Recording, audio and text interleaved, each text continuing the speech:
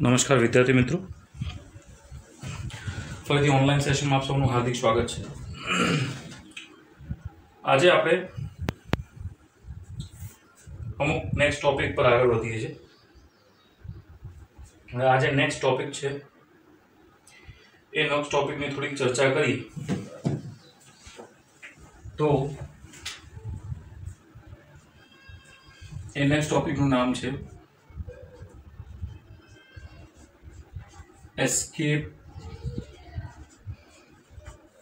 velocity. What is meant by escape velocity? Escape velocity એટલે શું? Escape velocity નો મતલબ એવું થાય છે કે દાખલા તરીકે માનો કે આ છે આપણા પાસે આ પૃથ્વી, આ પૃથ્વી છે, આ પૃથ્વીની ત્રિજ્યા છે r. અહીંથી આપણે કોઈ એક u ના પ્રારંભિક વેગથી કોઈ પદાર્થને ઉપરની દિશામાં ફેંકીએ છીએ, જે કંઈક આટલી ઊંચાઈએ જઈ અને ધીમે ધીમે એની અંદર રહેલો પ્રારંભિક વેગ છે એ શૂન્ય પામે આ જગ્યાએ, અને તે ગુરુત્વાકર્ષી પ્રવેગના આધારે નીચેની દિશામાં પાછું ફરે. માનો કે આટલા આખા દિશામાં આટલા સુધી કંઈક આટલા સુધી માનો કે આ પૃથ્વી દ્વારા મળતું આપણને ગુરુત્વાકર્ષી ક્ષેત્ર છે. ગુરુત્વાકર્ષી ક્ષેત્ર કોને કહેવાય એ બધું તમને ખ્યાલ છે મિત્રો, બરોબર છે? તો હવે આજે આપણે ગુરુત્વાકર્ષી ક્ષેત્રની બધી વાત કરી રહ્યા છીએ. એમાં આ પદાર્થને થોડુંક હજી ઉપરના દિશામાં ફેંકીએ આટલા સુધી. હવે અહીંયા પાછું આવે એટલે અહીંયા પાછું આવતા આવતા પાછો જે બળ છે ગુરુત્વાકર્ષી ક્ષેત્ર દ્વારા લાગતું બળ એ નીચેની દિશામાં બળ લાગે છે, અને જેના કારણે આ પદાર્થનું પાછું અહીંયા કને યુની કિંમત 0 થઈ જાય છે અને પાછું નીચે આવતું રહે છે. એટલે પાછું નીચેની દિશામાં બળ અથવા ગુરુત્વાકર્ષી પ્રવેગ લાગે છે જે નીચેની દિશામાં લાગે છે. એનો મતલબ એમ છે કે દાખલા તરીકે મારે આને ખૂબ જ આ પદાર્થથી બારે ફેંકવું હોય તો આમાં એટલા પ્રમાણમાં ઉર્જા હોવી જોઈએ, એટલા પ્રમાણમાં વેગ હોવો જોઈએ કે જેના કારણે આ નીચે આવે નહીં અથવા તો આ ક્ષેત્રની બારે નીકળી જાય. બરોબર? આ ક્ષેત્રની બારે નીકળી જાય. મારે એ પ્રકારની કંઈક વ્યવસ્થા કરવાની છે. તો આમાં આ વસ્તુ એપ્લાય કરવા માટે શું કરવું પડશે? આપણે આ કોઈ પણ પદાર્થને નિષ્ક્રમણ કરવાનું છે. નિષ્ક્રમણ ધેટ મીન્સ આ ક્ષેત્રની બહાર જતું રહે ત્યાં સુધી આપણે એપ્લાય કરવાનું છે. તો પાછું ફરીથી એટલું ઊંચા સુધી વેગ કરી, માનો કે એ આટલા સુધી આવ્યું.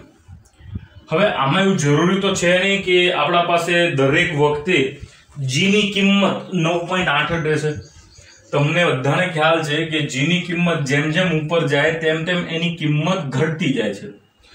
માનો કે સ્ટાર્ટિંગમાં અહીંયા જ્યારે આવ્યું ત્યારે તો 9.8 છે, અહીંયા કને પહોંચતા પહોંચતા માનો કે 6 થયું, અહીંયા કને પહોંચતા પહોંચતા 3 થયું. એટલે આટલા સુધી જે ગુરુત્વાકર્ષી પ્રવેગની વાત છે એ કિંમત જે છે એ વધતી જાય છે, ઘટતી જાય છે. પણ તો એ 3 થયું તો હવે પણ અહીંયા યુ ની કિંમત 0 થઈ જાય એટલે પાછું આ નીચે તો આવવાનું જ. આટલા સુધી પહોંચ્યું ત્યારે માનો કે 1 થયું તોય નીચેની દિશામાં બળ લાગશે એટલે નીચે તો આવશે જ. તો આમાં કેટલી એવી ઉર્જા હોવી જોઈએ કે જેના કારણે આની અંદરથી બહાર જતું રહે. ચલો માનો કે આપણે હજી થોડુંક વધારે ફેંક્યું અને આ આટલે પહોંચી જાય છે આ જગ્યાએ. હવે આમાં પૃથ્વી દ્વારા લાગતું જી ની કિંમત પણ 0 થઈ ગયું, યુ ની કિંમત પણ 0 થઈ ગઈ. પણ જી ની કિંમત 0 થાય છે તો પૃથ્વી દ્વારા લાગતું આના પર કોઈ પણ પ્રકારનું બળ અસરકારક નથી, અને અસરકારક ન હોય તે માટે થઈને આ એના ક્ષેત્રથી બહાર જતું રહ્યું. હવે જો આના ક્ષેત્રથી બહાર જતું રહ્યું એટલે એનો મતલબ એમ કે આપણે જે પણ કોઈ ઉર્જા આને આપી, આપણે જે પણ કોઈ આને વેગ આપ્યું એ એટલા પ્રમાણમાં વેગ આપ્યું કે જેના કારણે આને એ નિર્ગમન થવાનો મોકો મળ્યો અને આ પૃથ્વીના ક્ષેત્રથી બહાર જતું રહ્યું. રાઈટ, આ શું થયું? પૃથ્વીના ક્ષેત્રથી બહાર જતું રહ્યું. પૃથ્વીના ક્ષેત્રથી બહાર જતું રહ્યું તો એના માટે થઈ ને નિર્ગમન વેગ કોને કહેવાય એ વસ્તુ પહેલા સમજી લઈએ ડેફિનેશનના આધારે, અને પછી આપણે આગળ થોડો પ્રયાસ કરીએ કે આ શું કહેવા માંગે છે. રાઈટ, સો થોડોક પ્રયાસ કરીએ કંઈક સમજવાનો. હા, તો મિત્રો, નિષ્ક્રમણ ઝડપ એને કહેવાય છે કે દાખલા તરીકે કોઈ પણ એક પદાર્થને કોઈ બીજા પદાર્થ દ્વારા લાગતા ગુરુત્વાકર્ષી ક્ષેત્રમાંથી બહાર નીકળવા માટે એની પ્રારંભિક વેગ અથવા પ્રારંભિક ગતિ ઉર્જા એટલા પ્રમાણમાં હોય કે એ બીજા પદાર્થ દ્વારા એ પદાર્થ પર લાગતું ગુરુત્વાકર્ષી બળથી બહાર નીકળી શકે, નિષ્ક્રમણ થઈ શકે. એને કહેવાય છે નિષ્ક્રમણ ઝડપ. આમાં કંઈક વ્યાખ્યાયિત રીતે જોયું હતું એ પ્રમાણે આમાં છે કે કોઈ એક પદાર્થના ગુરુત્વાકર્ષી ક્ષેત્રમાંથી બીજા પદાર્થને મુક્ત કરવા માટે જરૂરી લઘુત્તમ ઝડપને નિષ્ક્રમણ ઝડપ કહે છે. બરોબર છે મિત્રો? તો આ એક નિષ્ક્રમણ ઝડપની આપણા પાસે વાત થઈ છે જે અહીંયા એક વ્યાખ્યાના રૂપમાં છે. હવે તમને આનું એક્સપ્લેનેશન આપ્યું હતું કે આ કઈ રીતે એપ્લાય થાય અને આપણે આની ઝડપ શોધવી હોય તો કઈ રીતે શોધી શકીએ. બરોબર છે મિત્રો? તો દાખલા તરીકે માનો કે અગેન આપણા પાસે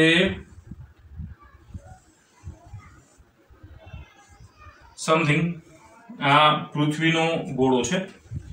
પૃથ્વીના ગોળાની સપાટી પર આપણે સૌથી મહત્તમ એક પ્રકારની વેગ આપીએ છીએ ઉપરની દિશા માટે. હવે મહત્તમ વેગ હોય તો આ જગ્યાએ ગતિ ઉર્જા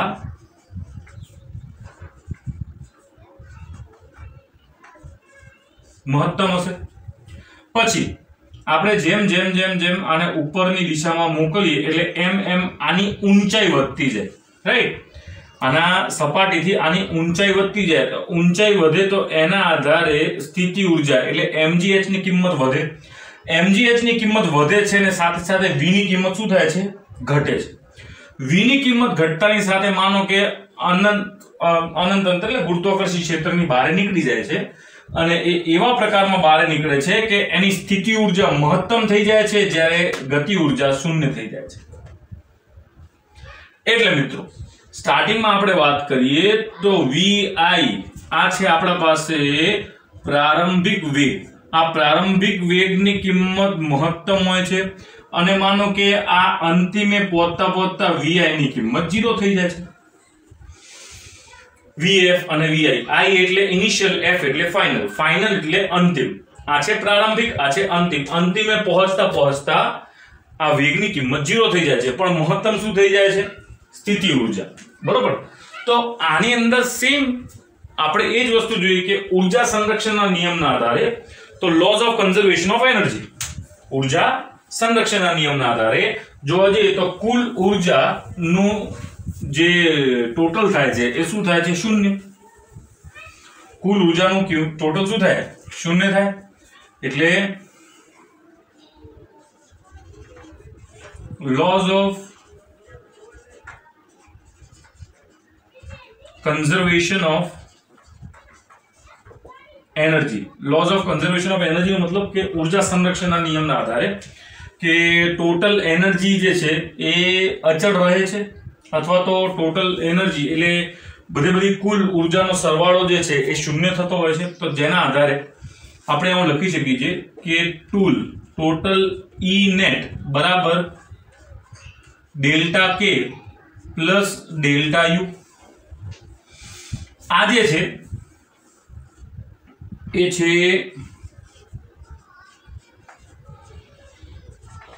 ગુરુત્વાકર્ષી સ્થિતિ ઉર્જા. ભલે અહીંયા મેં તમને ઉદાહરણ mgh ના આધારે સમજાવ્યું હતું પણ એ ગુરુત્વાકર્ષણના કારણે લાગે એટલે ગુરુત્વાકર્ષી સ્થિતિ ઉર્જા આવશે. અને આ છે પદાર્થ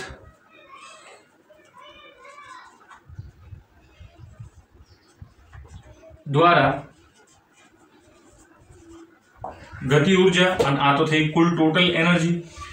તો ટોટલ એનર્જી નું હંમેશા આ કોન્સ્ટન્ટ થાય છે. કોન્સ્ટન્ટ એટલે આપણે આને 0 લખી શકીએ છીએ. એટલે અહીંયા હું લખી દઉં છું 0. અહીંયા 0 લખ્યું તો અહીંયા આપણા પાસે આવે છે 1/2 small m.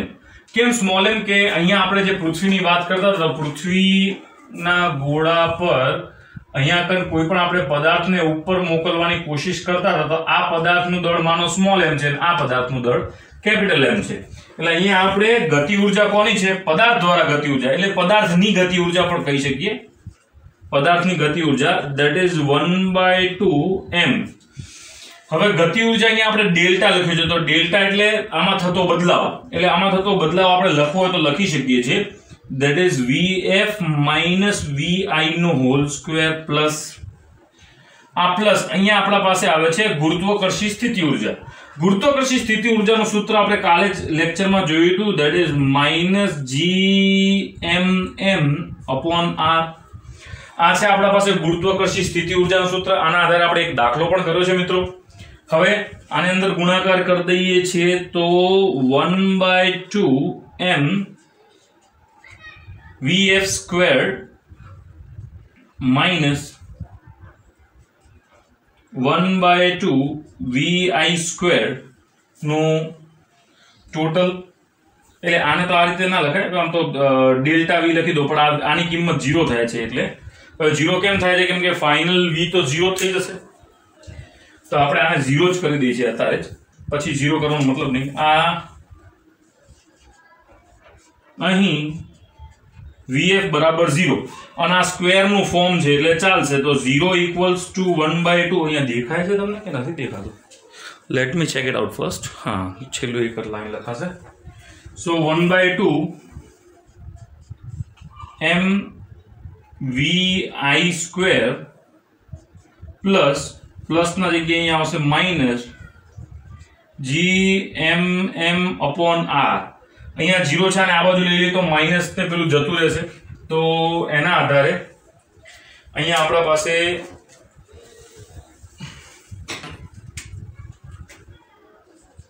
g capital M small m/r equals to 1/2 vi નો સ્ક્વેર.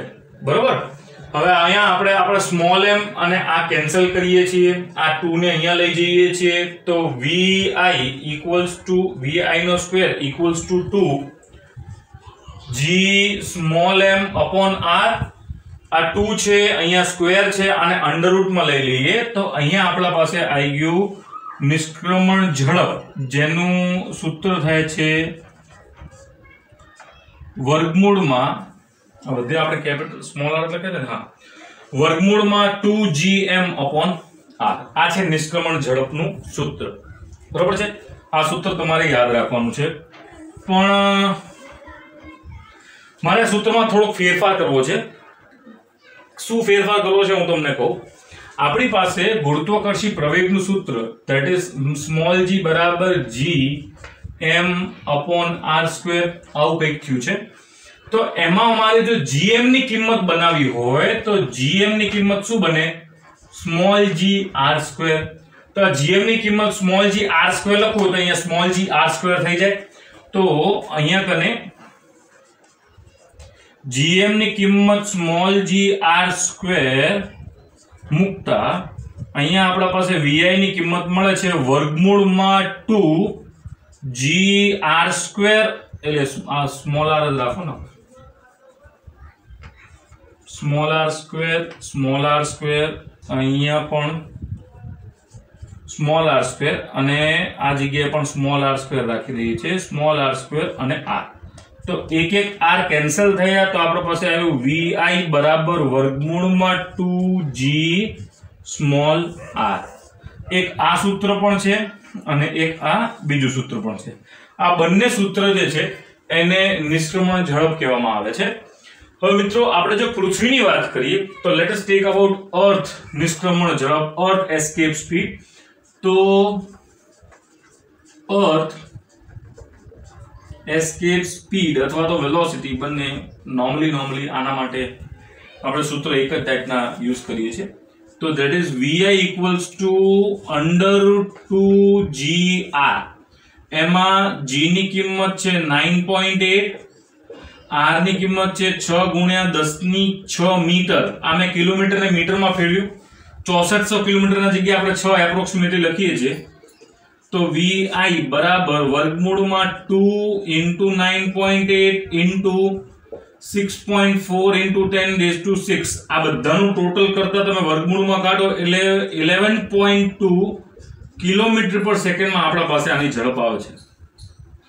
કેટલી? 11.2 કિલોમીટર પર સેકન્ડ. એટલે કે તમે 11.2 કિલોમીટર પ્રતિ સેકન્ડ ના ઝડપથી તમે જાઓ તો જ તમે પૃથ્વીના ગુરુત્વાકર્ષી ક્ષેત્રમાંથી બહાર નીકળી શકો છો. બરોબર છે મિત્રો? તો આ છે નિષ્ક્રમણ ઝડપ. આ એક ટોપિક છે આપણા પાસે. This is one of the most important topic. તો આ ટોપિકને ખાસ આપણે યાદ રાખવાનું છે. કઈ રીતે એપ્લાય થાય એ ધ્યાન રાખવાનું છે.